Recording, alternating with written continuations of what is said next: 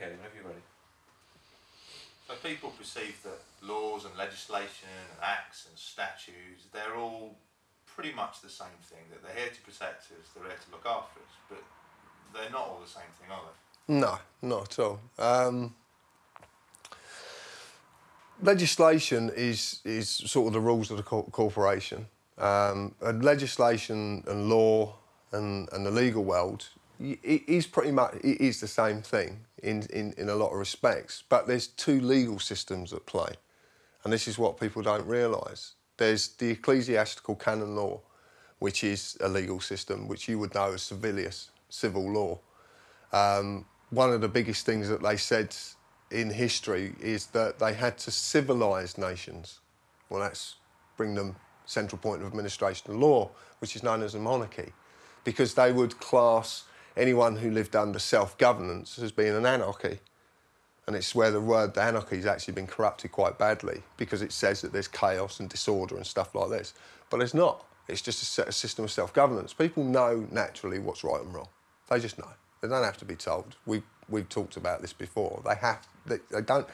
But if you are going to control things for a specific purpose, then you have to have a central point of administration of law. This is where the word monarchy comes from. If you go outside and ask anybody what monarchy means, they'll say king and queen. They don't know what the word means. They don't really appreciate it. So what they devised was two legal systems. There's a common law legal system and there's an ecclesiastical canon law system, civil system. The common law legal system is there to protect the members of the club. And you have to know what to say and when to say it and how to conduct yourself. Who are the members of the club? Church, basically. That's basically who the club is. The club. You could call it Club of Rome if you wanted to. It's got quite a few names. But it basically comes back to the same people. It comes back to the church. But the misconception is that the Vatican is about religion, but it's not.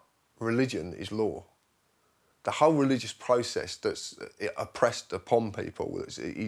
If you go back into history, you'll see that the places that the law was distributed from was churches. It also doubles as a court. If you'd done something wrong, you were taken to the church. In Exodus, part of Exodus of the Bible, which Alfred the Great in 900 rewrote a form of common law, which is called the Dome. When he rewrote this, he used he used the majority of Exodus. The interesting part about it is that when you actually look at Exodus and you look at the certain segments that Alfred used, you'll see that slavery is perfectly okay. It's written there in the Bible. It's perfectly acceptable. And it's also perfectly acceptable to maim a slave with an awl for his ear, which is a type of screw, that would be done on the church steps to mark him as a slave for the rest of his life. It's also perfectly acceptable to give him a wife and, obviously, if they have children, if he does not want to be a slave anymore, it's quite acceptable to send him away, but his wife and child, being that his wife was given to him by an overlord, have to stay. He cannot take them. And if he wants to stay with his wife and child, he has to be marked as a slave for the rest of his life. This is in the Bible. This is acceptable. So the majority of laws that we abide by today are biblical. Yeah. Are biblical laws. Absolute biblical law. Because it's basically a book of the dead. It's a book of the corporation. The dead speak.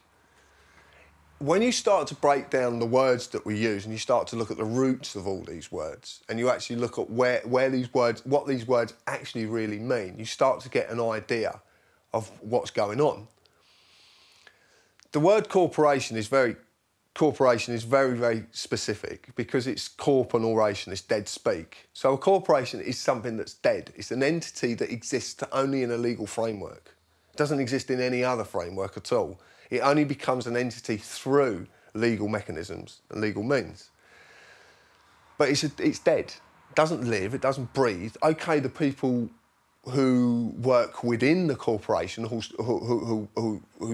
are the cogs of the corporation, if you like, yeah, they're living and breathing, they're men and women. Who are they? Who are the people that are the cogs of the corporation? Well, everyone who works for the corporation, down from the people who sweep the floor to the managing director. They are the cogs of the corporation. But they make up, in their entirety, they make up the mechanism of the corporation, but the corporation is a legal entity in its own right. So what they worked out was that they could apply the legislation of a corporation. If you go, I'll give you the best example. If you go and work for a company, is there not a set of company rules you have to abide by? Is there not a dress code? Is there not rules and regulations as to what time you get to work, what time you stop for lunch, what time you have a tea break, how long you're allowed to have a tea break, what time you leave? Well, it's exactly the same principle, but it's just on a greater scale. The country or the corporation known as UK PLC is just one of its names, which was actually formulated in just, if it was on or before the Second World War, I can't rightly remember. There's actually, it's in, I'm trying to remember the name of it now. My memory is getting poor. I've got so much in here that I've got to get rid of. Make some space. Oh, it's madness. The amount, it is all useless information. It absolutely is useless because you don't need this stuff. But it's nice. I suppose in some ways that's why I'm doing these things, to download this crap out of my brain and so I can stop having to talk about it, you know, because it's just... they created statute to suppress and oppress the people of any nation through a process called democracy. And democracy is another word for slavery. It's actual legal slavery. So we're slaves? Absolutely, 100%. If you look at the word slavery and you define the word slavery, it comes down to the oppression of people through violence. That's all it comes down to, basically. If you don't do as you're told, someone will make you do as you're told through violence. Democracy uses exactly the same process, but uses a private political army called the police to assert that violence and to enforce the rules of the corporation upon you. And if you don't do as you're told, they will use violence against you to make you comply.